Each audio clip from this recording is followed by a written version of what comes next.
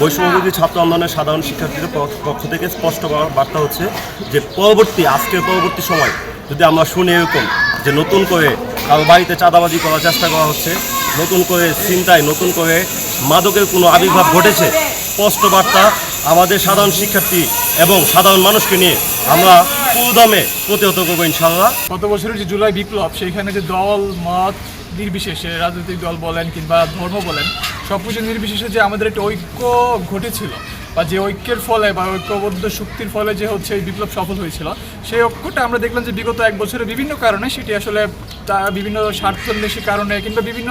নানা কারণে আসলে সেই ঐক্যটার মধ্যে ফাটল দেখা দিয়েছে। এখন সেই ঐক্যটা যদি আমরা আসলে পুনরুদ্ধার করতে চাই, তাহলে জুলাই বিপ্লবের গত বছরের যে স্পিরিটটা ছিল আমাদের মধ্যে, সেই স্পিরিটটাকে আমরা বারবার জাগ্রত করতে হবে আমাদের মধ্যে। সেই বারবার জাগ্রত করতে চাইলে কী করতে হবে, যে আমাদের মানুষের কাছে যাইতে হবে, যে তাদেরকে বুঝাইতে হবে বা বলতে হবে যে আপনারা জুলাই বিপ্লবের আমাদের মধ্যে স্পিরিটটা ছিল, এটি কোন কোন কারণে আসলে ফাটল ধরেছে এবং কেন ঐক্যটা দরকার। তারই একটা অংশ হিসাবে আসলে আমরা যে শিরোনামটি দিয়েছিলাম যে হচ্ছে জুলাই স্মৃতিচারণ এবং ভৈরবের রাজনৈতিক মুক্তি। তো আমরা জুলাই স্মৃতিচারণের সাথে ভৈরবের রাজনৈতিক মুক্তি বলতে আমরা বোঝাচ্ছিল যে আমরা আসলে ৭১ পরবর্তী সময়ে ভৈরবের শাসন ভার আসলে যার কাছেই মানে সেটি আসলে জনগণের মতামত, আমাদের না, বরং যে আসলে যার কাছে শাসনভার গিয়েছে আসলে জনগণ বারবার আসলে বঞ্চিত হয়েছে, বারবার প্রতারিত হয়েছে। টানা সপ্তমবারের মতো বেস্ট টিস্যু পেপার ব্র্যান্ড হিসেবে স্বীকৃতি পেয়েছে বসুন্ধরা টিস্যু। তো সেই আকাঙ্ক্ষা থেকে তারা আসলে কোন ধরনের রাজনৈতিকতা চাই সেটি আসলে জানার জন্য, মানুষের কথা, মোট কথা গণমানুষের কথা শোনার জন্য আমরা মূলত গিয়েছিলাম আজকে। তো আমরা আজকে কভার করেছি 12 নং ওয়ার্ড। আমরা পর্যায়ক্রমে প্রতিটি ওয়ার্ড, প্রতিটি ইউনিয়ন আমরা কভার করবো। জুলাই মাস হলো আমাদের অনুপ্রেরণার মাস, যে মাসের মাধ্যমে আসলে আমাদের অনেকেরই আত্মপরিচয়, আমরা আমাদের যে কাঙ্ক্ষিত লক্ষ্যের জন্য বা আমাদের যে মনের যে আশা নিয়ে আমরা যে আন্দোলন করছিলাম, আমরা মনে হচ্ছিল যে আমাদের এই আশা বা আকাঙ্ক্ষা অনেকাংশে এখন পর্যন্ত পূরণ হয় নাই। এর ধারাবাহিকতা জুলাই মাসটাকে পুনরাবৃত্তি করার জন্য, জুলাই মাসের যে স্পিরিটটাকে কাজে লাগানোর জন্য আমরা আসলে বিভিন্ন পাড়া মহল্লায়, বিভিন্ন জায়গায় আমরা আমাদের ইনশাল্লাহ আমাদের যে বার্তাটা বা আমাদের আশাটা, আকাঙ্ক্ষাটা এবং মানুষের যে দুর্দশা, মানুষের যে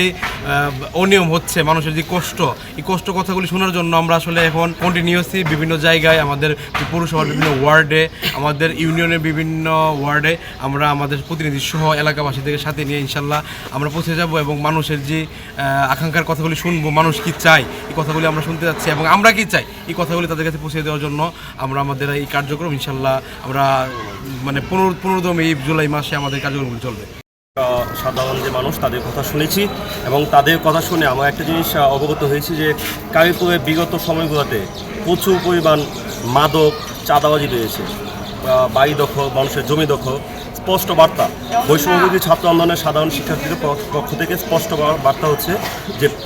আজকের পরবর্তী সময় যদি আমরা শুনি এরকম যে নতুন করে কারো বাড়িতে চাঁদাবাজি করার চেষ্টা করা হচ্ছে, নতুন করে ছিনতাই, নতুন করে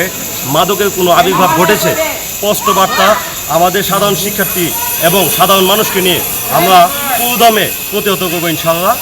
যারা